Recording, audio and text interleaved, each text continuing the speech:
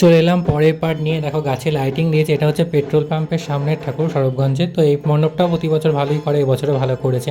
আগের বছর তো গেট ফেট অনেক কিছু করেছিল, মানে সেলফি জোন টোন। এবছরও সেলফি জোন করেছে, কিন্তু ওখানে ছবি তোলার মতো না, মুখের মধ্যে আলো পড়ছে এবং ছবিটা সে ভূতের মতো লাগছে। তো এই এক ব্যাপার করে, সেলফি জোন করে কিন্তু সেই জায়গাটা ছবি তোলার মতো করে না, এমন আলো দেয়। তো এই দেখো ভেতরটা এরকম গাছের পাতা টাতা দিয়ে এত সুন্দর করেছে, ভেতরটা খুব সুন্দর করেছে। ভেতরে একটা সেলফি জোন ছিল এখানে, তো এখানেও সবাই সেলফি তুলতে পারবে। এখানে আরতি টারতি হচ্ছিলো, তখন ঢাক টাক বাজছিল। আর এই উপরে ফল ফল টল দিয়ে খুব সুন্দরভাবে প্যান্ডেলটা করেছে। গাছ টাছ পাতা পাতা বেশিই দেখলাম এই মণ্ডপটায়। তো আমরা এখানেও অনেক কটা ছবি তুলেছি, ভিডিও করেছি।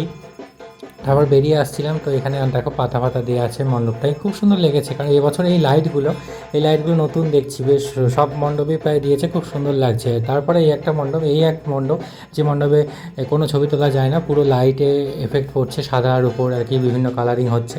তো আমরা এখানে ভিডিও ওই করলাম মণ্ডপের আর কি। তারপরে ভেতরে ঠাকুরটা দেখলাম, ঠাকুরটা একটু অন্যরকমের ইউনিক টাইপের করেছিল, কালোর মধ্যে। এবং এই ঠাকুরের যে অস্ত্র সেগুলো এখনও দেওয়া হয়নি, কারণ এইগুলো কাগজের টাইপের অস্ত্র হয়, তো সেই জন্য হয়তো দেওয়া হয়নি। আর স্বরূপগঞ্জে ম্যাক্সিমাম মণ্ডপই দেখলাম যে কমপ্লিট করতে পারেনি, কারণ ওদের একাদশী দ্বাদশী পর্যন্ত ঠাকুর থাকে। তো তার জন্য ওরা ষষ্ঠীর দিনটা কমপ্লিট করে উঠতে পারে না। এই মণ্ডপটা যেমন, এই মণ্ডপটা খুব সুন্দর করেছে, হয়তো লেজারের কিছু একটা সিস্টেম দেখাবে, কিন্তু সেটাও কমপ্লিট করে উঠতে পারেনি। তো দশমীর পরে গেলে মণ্ডপগুলো সেই ঠাকুরের মুখে মিষ্টি ফিষ্টি গোজা থাকে, দেখতে ভালো লাগে না, তার জন্য আজকেই চলে গেলাম।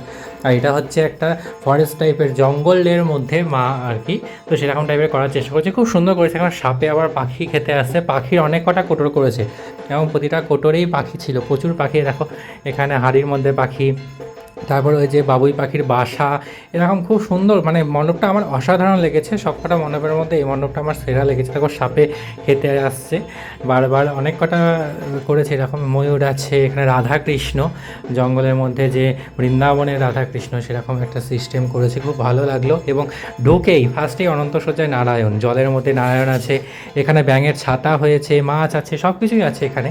আর কোটরে কোটরে পাখিগুলোর মধ্যে লাইটগুলো দিয়েছে, এত সুন্দর লাগছে। এবং পুরো আবহাওয়াটা সবুজ হচ্ছে, মানে এক ফালি সবুজ দেখতে পাবো আমরা এখানে গেলে। এবং এখানে দেখো কত পাখি, বাবুই পাখির বাসা ঝুলছে একদম সামনে থেকে, খুব সুন্দর মণ্ডপটা, আমার খুব ভালো লেগেছে। বললাম সরবগঞ্জে যে কটা মণ্ডপ দেখেছি তার মধ্যে এটা সবচেয়ে সেরা লেগেছে। আর মা ছিল সোলার সাজের, অনেক বড় চাল দেয়া। তো এইখানে দেখো কি সুন্দর, জলের মধ্যে বক টক থেকে শুরু করে সবই আছে অনন্ত সজ্জায় নারায়ণ। তো আমরা সরবগঞ্জের ঠাকুর মোটামুটি এইটুকুনি দেখলাম আর কি। আর আমি একটু ভিডিও করে নিচ্ছিলাম, অসাধারণ। এবং আমি কিন্তু পরের পার্টে তোমাদের আরও দেখাবো, এই পার্টটা এইটুকুনি, এর পরের পার্টে বাকিটা শেষ করব।